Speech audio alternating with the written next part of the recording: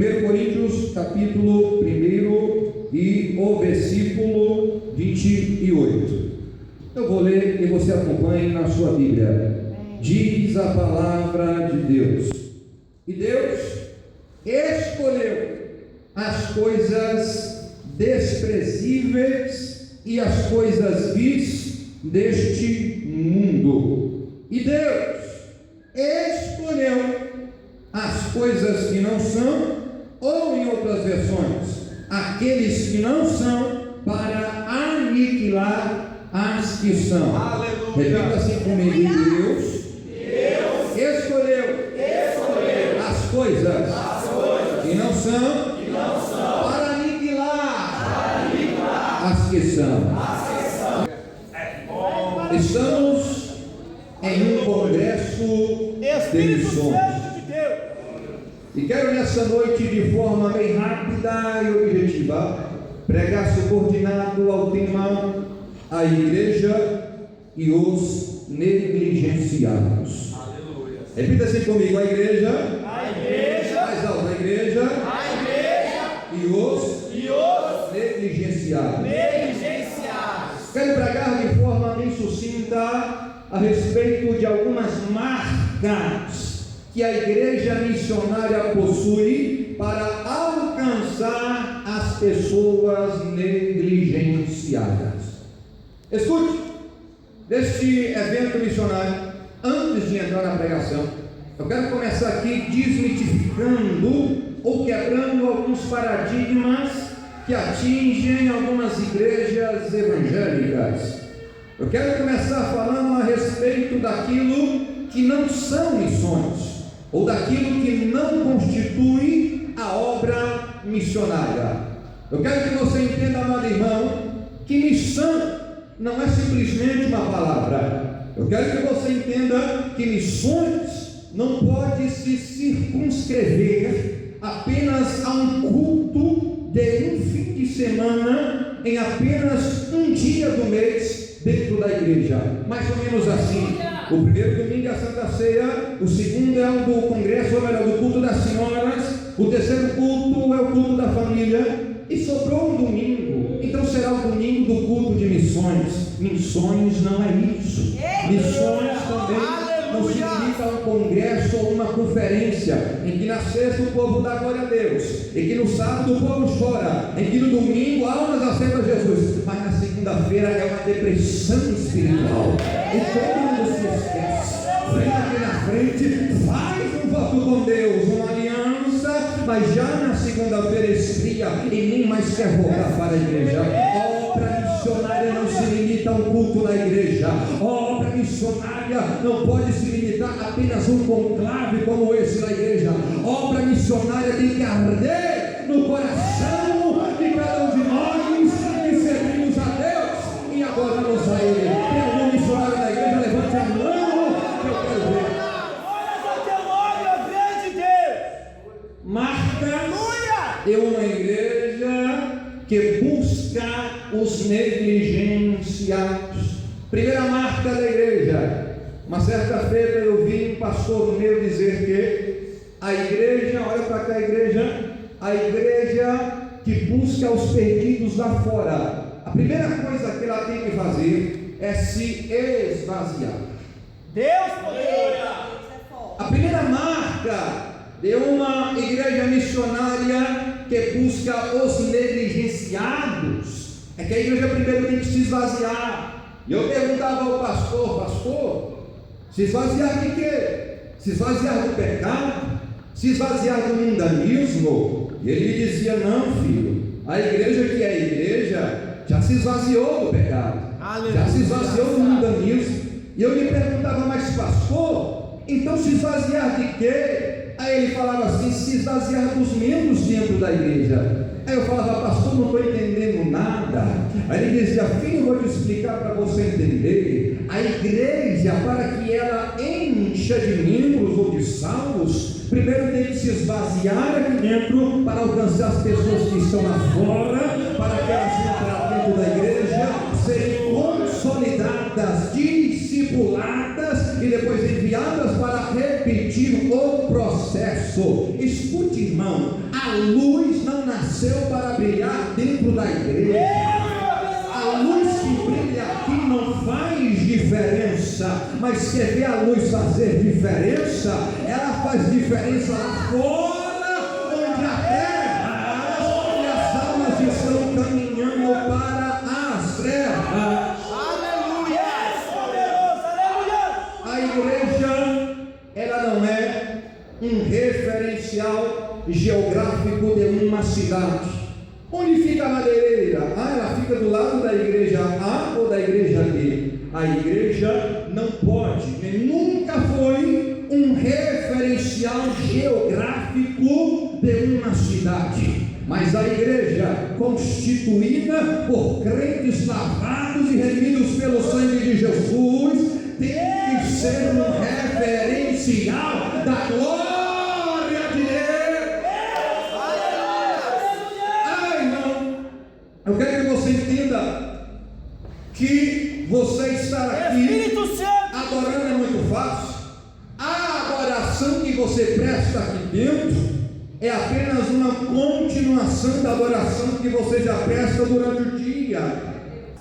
Ainda nesse contexto, irmão, quero falar de Jesus nessa pregação. Jesus, irmão, ele tinha unção no sinédrio? Tinha. Jesus tinha unção no tabernáculo? Tinha. Mas a unção de Jesus, irmão, ela era forte lá fora, você sabia disso? A mesma unção de Jesus dentro da igreja ou no sinédrio era a mesma unção que alcançava a gente lá fora. Você está entendendo? Eu vi até agora falar da unção do microfone. Ei, moço, você não precisa assumir uma tribuna como essa para ser um missionário, mas quer ser um missionário? Prega a palavra em fora de tempo e tempo.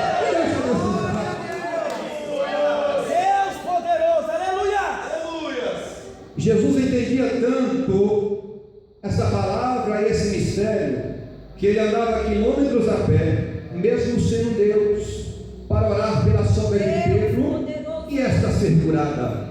Jesus amava tanto as pessoas que estão lá fora, que ele entrava debaixo de uma árvore, e olhando para cima ele encontrava um cobrador de imposto, que era cheio de demônio, que era malquisto pela sociedade. Mas sabendo ele que a luz não faz diferença no contexto da luz, ele dizia assim: desce dessa árvore, porque eu vou entrar dentro da tua casa. É muito forte, irmão. O que Deus quer falar com você através dessa primeira marca é que você tem que deixar a zona de conforto da igreja para alcançar os perdidos que estão lá fora. Jesus entendia isso. Jesus entendia esta palavra, por isso pregava a palavra para aqueles que estavam perdidos lá fora. Quem está entendendo, diga amém. A segunda marca de uma igreja que ela busca os negligenciados é que a igreja em que eu sou participante dela, tenho que me colocar na posição do perdido, para que eu sinta aquilo que ele sente, e o perdido, por sua vez, sinta a glória de Deus na minha vida. Vivemos no contexto da aparência, vivemos no contexto de uma falsa moralidade. Parece que o céu é só nosso, parece que só nós vamos entrar no céu. Aí, por conta disso, o mendigo não entra mais dentro da igreja. Por conta disso, o bêbado não pode mais entrar na igreja. Isso não acontece aqui, mas nos grandes tempos acontece. Ei, irmão, eu quero que você entenda que o verdadeiro missionário não se faz dentro da igreja, mas se faz lá fora. Você necessita abraçar o mendigo, irmão. Você precisa sentir o cheiro dele. Você precisa vivenciar o contexto de um drogado. Ai, irmão, sem o dom do amor, você não vai entrar no reino de Deus.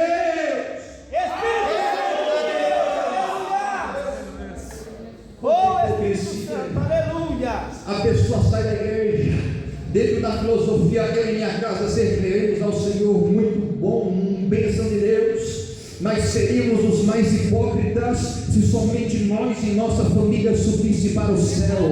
Existem tantos aí fora que precisam de salvação. Deixa eles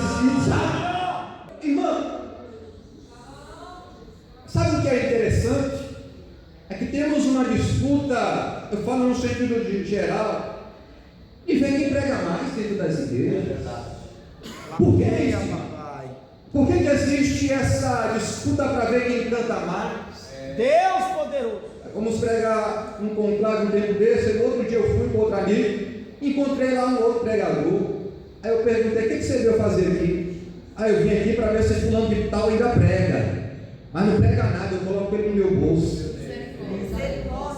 Por que é, irmão, que nos cartazes de congressos e de cruzadas nunca vemos algo do tipo assim: hoje a missionária fulana de tal vai ser a pregadora dentro do centro de prostituição? Por quê? Porque aqui nunca vemos um cartaz em que a igreja diz as seguintes palavras: oremos pelo pastor Beltrano, que irá fazer hoje uma grande pregação no bar da esquina. Por quê?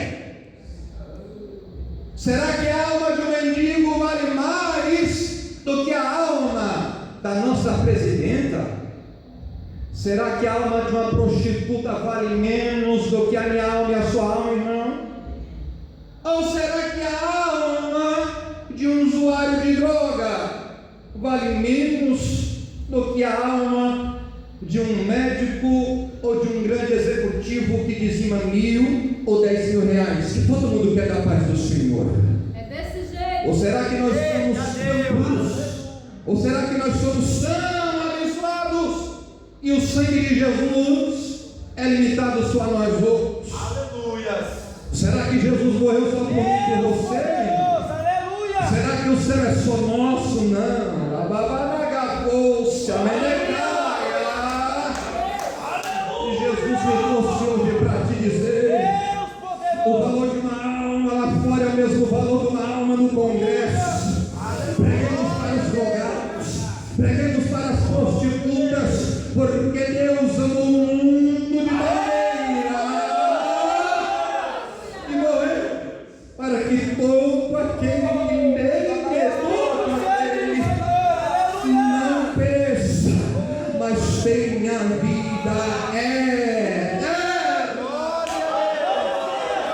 Obrigado, Deus. Aleluia. Palavras não minhas, mas do apóstolo Paulo: fiz de mim fraco para com os fracos, fiz de mim grego para com os gregos, isto é, fiz de mim do alto escalão, mas que fiz de tudo um pouco para ganhar algumas almas ao Senhor Jesus. Queria dizer dele que para Jesus não importa se é rico ou pobre, não importa se é preto, azul, branco, oriental, para Jesus não importa a classe social, o que importa é o valor de uma alma. Prega a palavra de Deus onde você estiver, porque o sangue que foi derramado por mim também foi derramado por ele. Só que entende essa palavra de agora.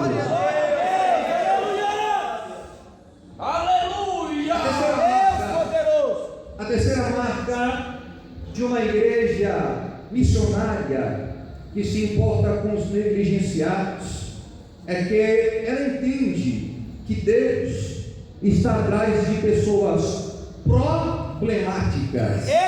Deus está atrás de pessoas que têm crises de personalidade. Deus é especialista em pegar pessoas que são a escória e que em tese não valem nada, para transformá-las em grandes referenciais da glória. Irmão, Deus, Ele ama tanto uma pessoa torta, que lá no livro de Lucas capítulo 15, a parábola do filho pródigo, você entende ela e já sabe. Se fôssemos nós, se eu fosse o pai do filho pródigo, você, que tivesse um filho certinho, para quem você daria a festa, hein? Não seria para o filho certinho que está ali contigo o tempo todo? Deus não.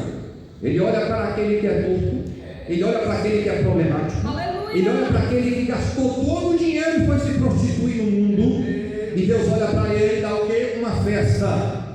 Fala de exaltação. Deus olha para ele e dá uma meia. Fala de quê? Autoridade. Jesus olha para ele e dá um par de calçado. Fala o quê? De pregação do evangelho. Jesus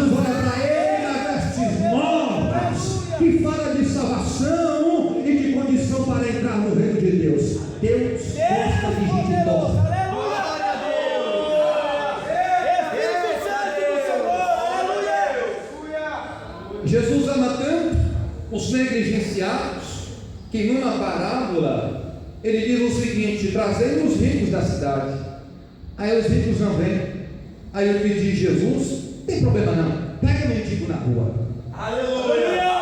Deus Ainda não preencheram-se todos os lugares, não tem problema não, traz o aleijado. Ainda não preencheu, traz o cego. Ainda não preencheu, traz o surdo. Ainda não preencheu, traz o paralítico. Ainda não encheu, traz o coxo. Porque eu sou o dono da festa. Eu não faço acepção de pessoas. Jesus hoje me trouxe para te dizer que Ele gosta de pessoas que não têm validade para as pessoas desse mundo. Espírito Santo de Deus. Ela mandou e ela para povo.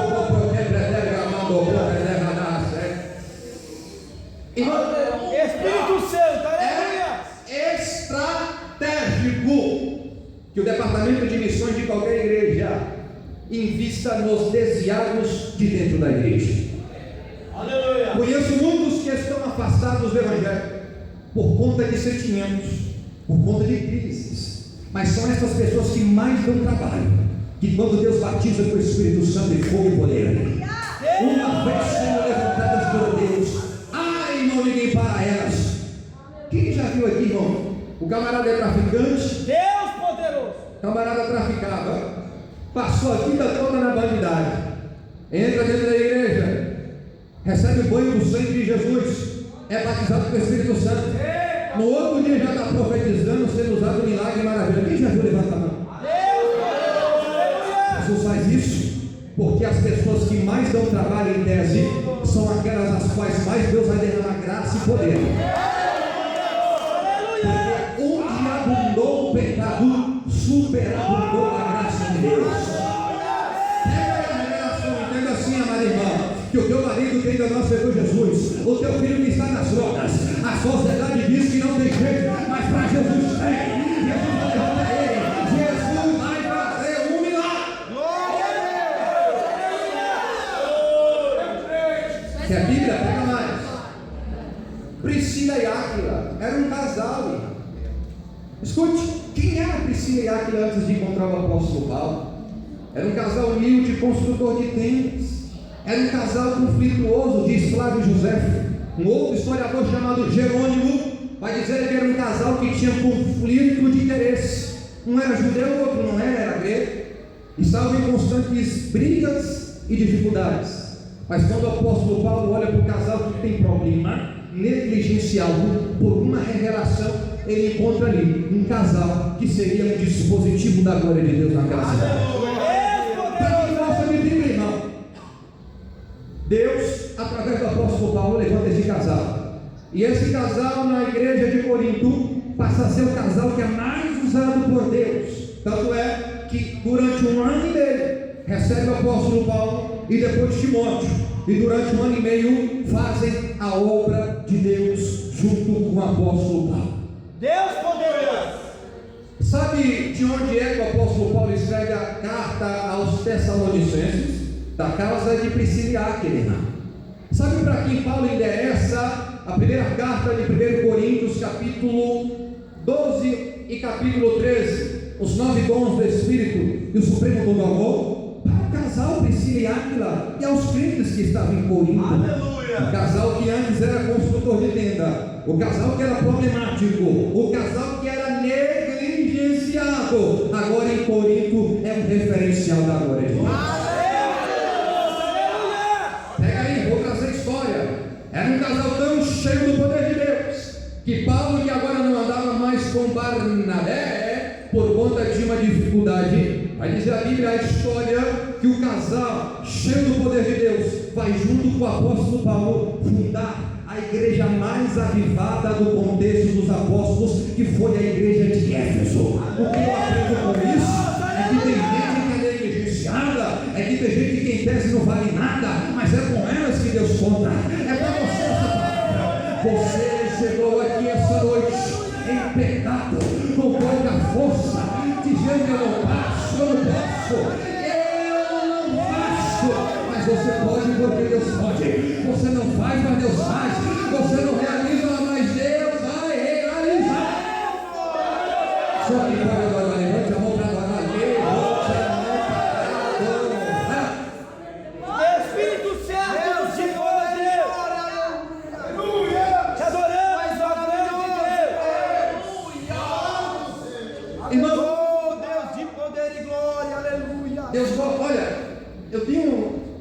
um congresso de missões, eu tenho que falar de missões. Escute. Aleluia. Já vi muito jovem, até os 17 anos, agora mesmo fazendo uma obra no presídio aqui em Santa Maria, no Distrito Federal.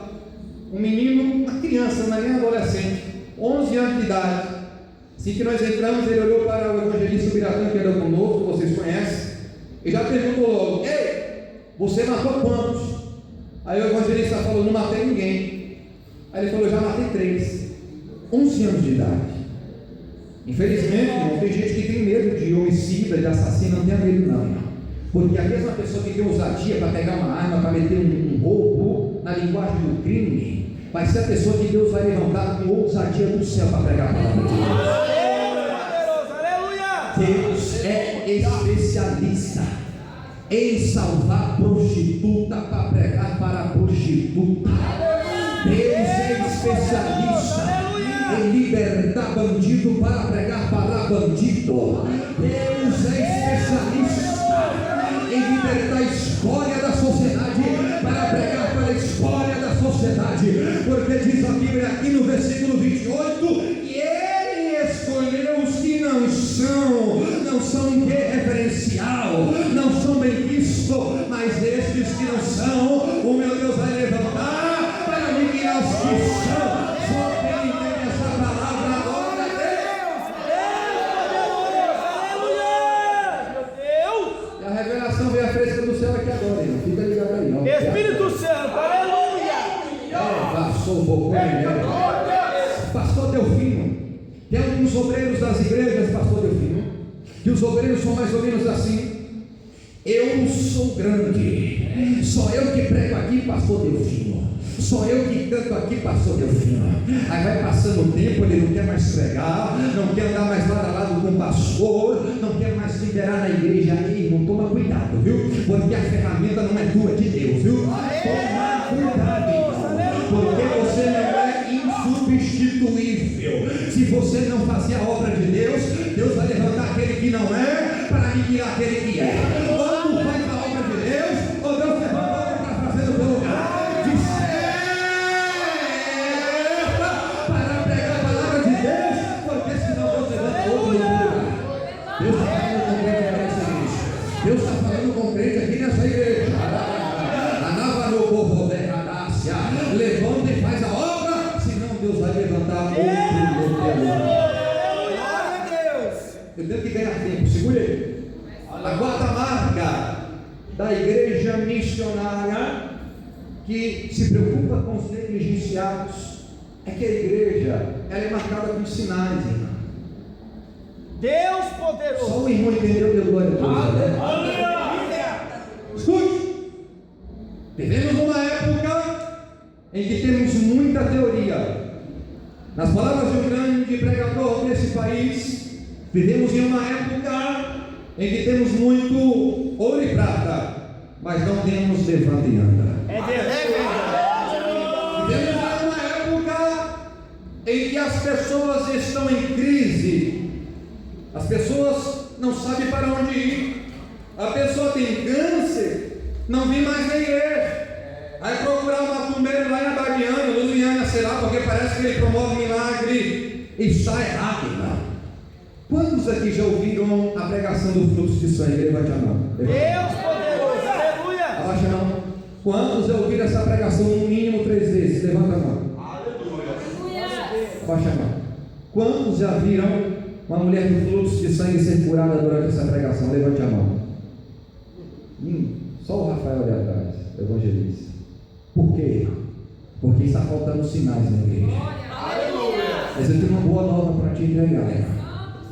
Nós não precisamos de show, nós não precisamos de sinais, ou melhor, não precisamos de festa, não precisamos de palanques, não precisamos de fumaça no templo para atrair o povo lá fora, não precisamos de luz apagada para que haja show dentro da igreja. Aí vão dizer que isso é bom para tocar nas emoções. Não precisamos disso, precisamos da unção do Espírito dentro da igreja. Aleluia.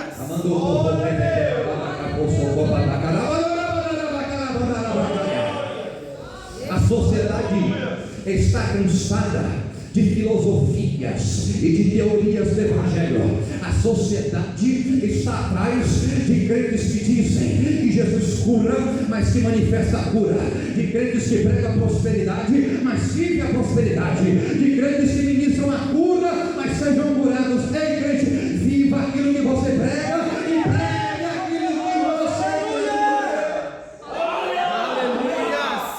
prega. Jesus não está falando, igreja. No contexto dos sinais, tem um negócio que me incomoda muito, sabe o que é? É que tem uns crentes que estão aqui na igreja, irmão.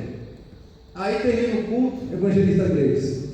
Aí não gostou do culto, porque Deus usou os crentes aqui na humildade que temos que ter. Aí sai da igreja, vai na igreja da irmãzinha do cabelo de fogo. É verdade. Para receber uma profecia, não me agradou. Vai para onde? Para a igrejinha ali da esquina que tem o pastor do raio-x. Aleluia! Nem Jesus tinha. Sai de lá, vai na casa da irmãzinha do sapato de fogo, depois na casa da irmãzinha do cabelo de fogo, aí recebe 10 profecias, diaconisa. Aí não gostou de nenhuma das 10, ele volta frustrado para casa. Mas sabe por quê? Porque não crê em Jesus. Porque diz a Bíblia que eu não tenho que seguir os sinais, mas diz a Bíblia que aleluia, os sinais o acompanharão. O que eu aprendo com isso?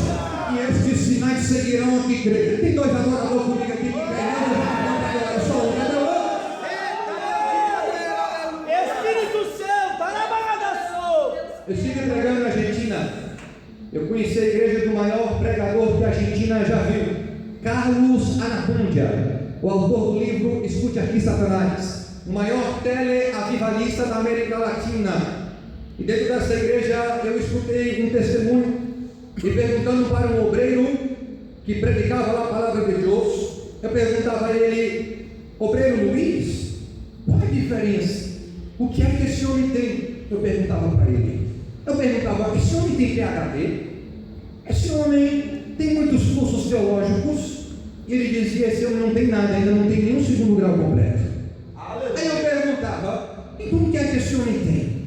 Ele tem, é a mídia que o levanta. Como é que começou o ministério dele? Ele tinha um pai que era pastor? Não, nada disso. E como é que começou? Começou num dia em que ele, sendo gato, pregou a palavra dentro de uma tenda. Um morto ressuscitou e toda uma cidade aceitou Jesus. Um grande pregador que sai dos Estados Unidos para o país de Gales. Estou falando de Charles G. Finney do inglês. Ou se preferir a forma aportuguesada, Carlos G. Finney. Na época do contexto da peste africana, em que foi dizimada mais ou menos a metade da África, pagavam-se dólares e dólares para que alguém tocasse nos mortos e lançasse dentro dos túmulos, e ninguém tinha coragem para isso. Charles G. Finney e o seu conjunto de obreiros não usava luva nenhuma, porque entendia, irmão, que contra Jacó não vale encantamento. Porque entendia, irmão, que o texto que diz que vos dou poder e autoridade, e nada, vírgula, absolutamente nada vos fará mal algum. Pegavam-se os mortos e sepultavam-os.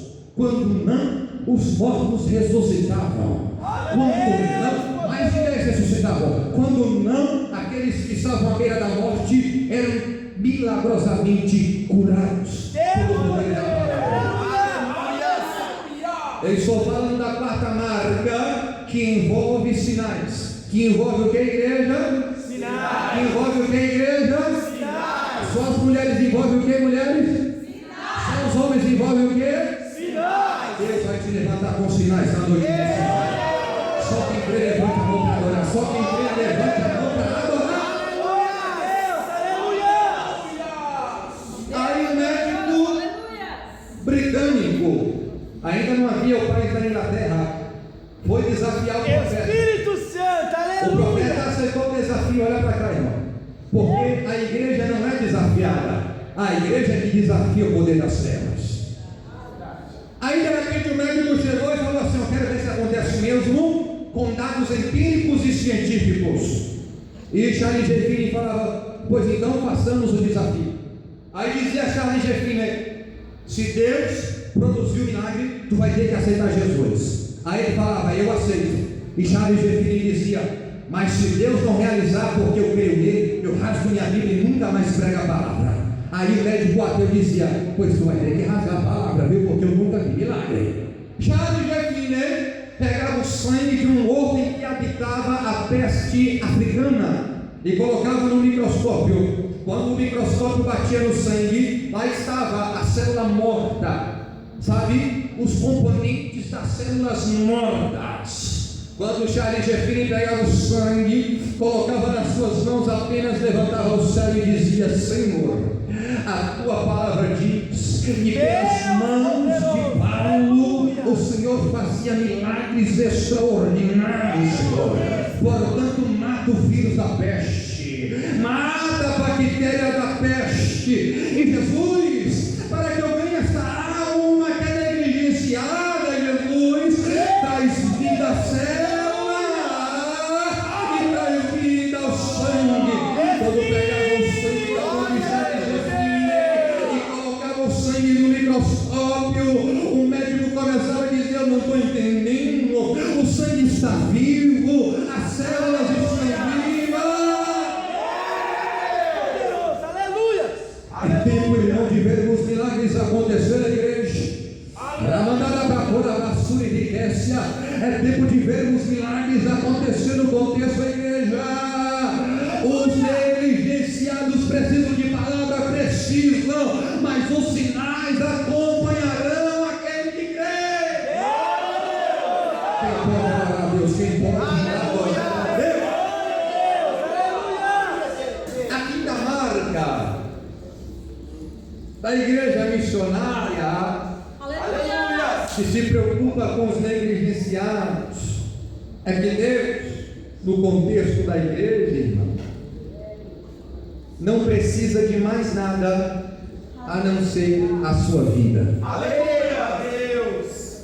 Deus já nos deu tudo que tinha que nos dar. Ele nos deu Jesus Cristo na cruz do Calvário.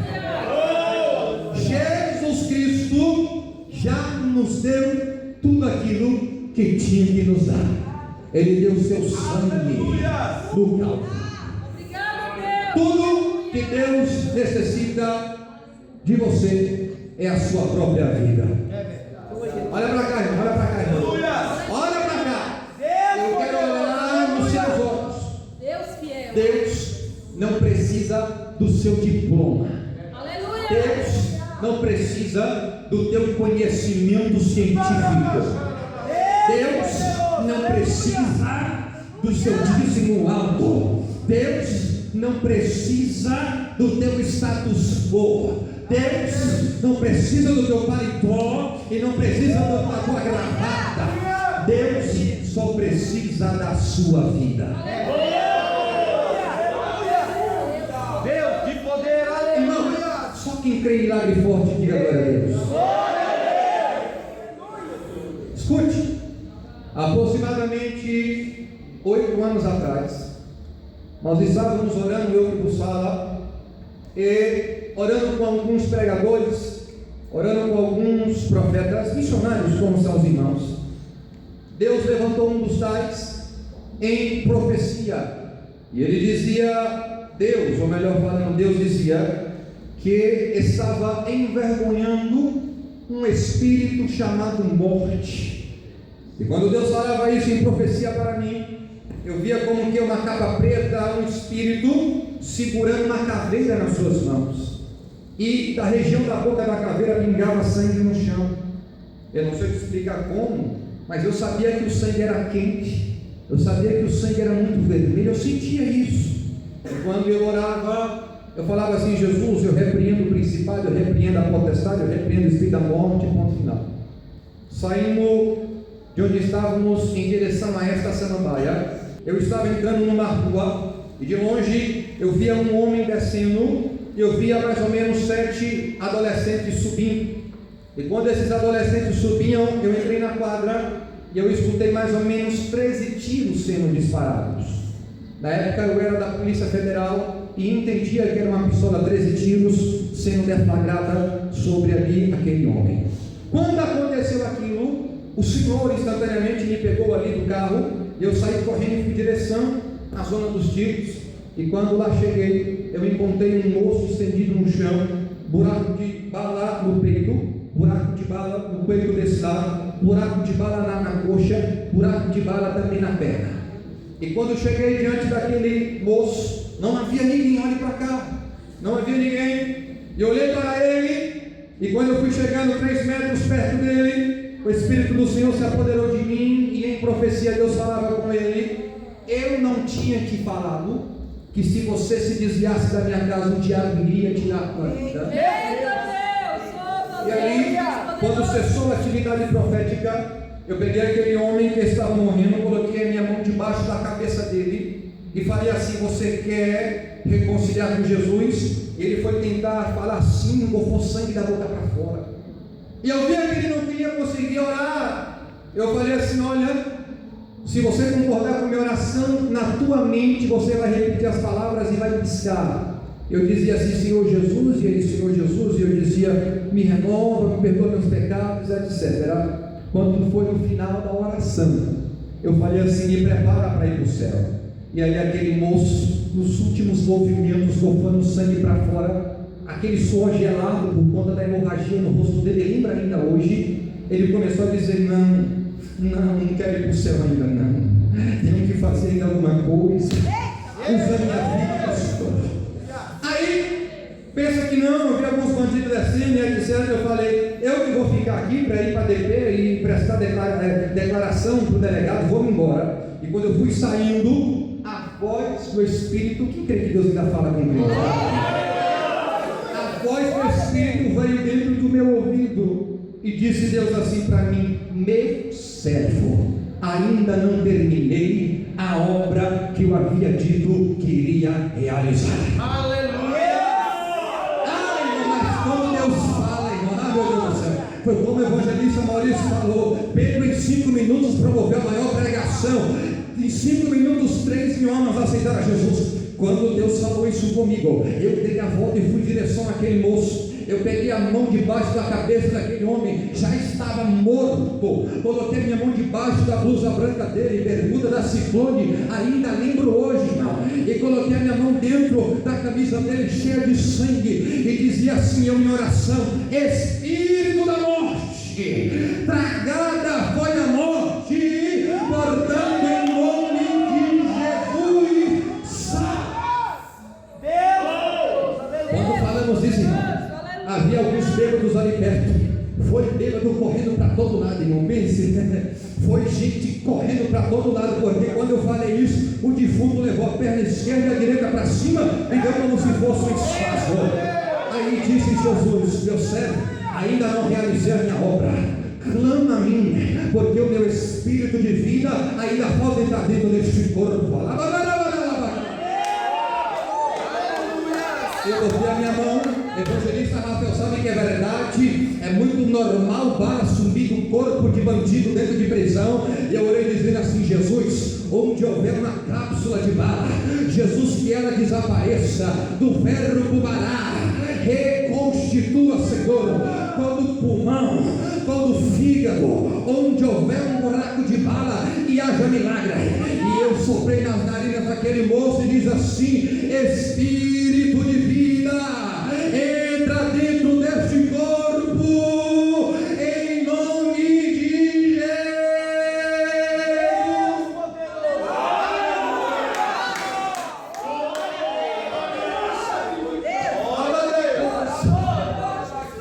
Eu não preciso criar história montada como essa. Raba subricuminense.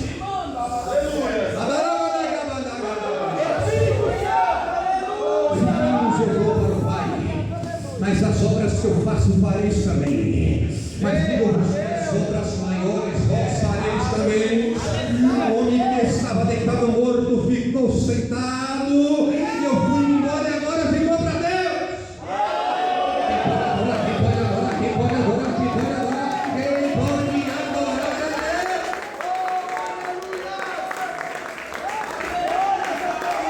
Aí eu fui embora. E Deus usa ímpio também. Aí chegou o corpo de bombeiro, foi com a tesoura, cortou a blusa do camarada, viu 2 buracos de bala, viu sangue para todo lado. Aí começaram a dizer: como é que pode? O sangue estamos vendo, o buraco estamos vendo aqui na camisa, 2 buracos, mas cadê o orifício de entrada do projeto de arma de fogo? Sumiu. Aí um bêbado que é cheio de Zé Pilintra, o Espírito Santo momentaneamente entrou dentro da boca dele e falou assim: foi porque veio ali um profeta, orou por ele, ele estava morto e ressuscitou. Sabe o que Jesus está dizendo, irmão? Sabe o que Jesus está dizendo? Quando Deus te levantar com sinais, prodígios e maravilhas, aquele que não serve a Deus vai ter que dizer que Deus é Deus na tua vida. Levanta a mão agora, Deus, levanta a mão agora, Deus, levanta a mão agora, Deus.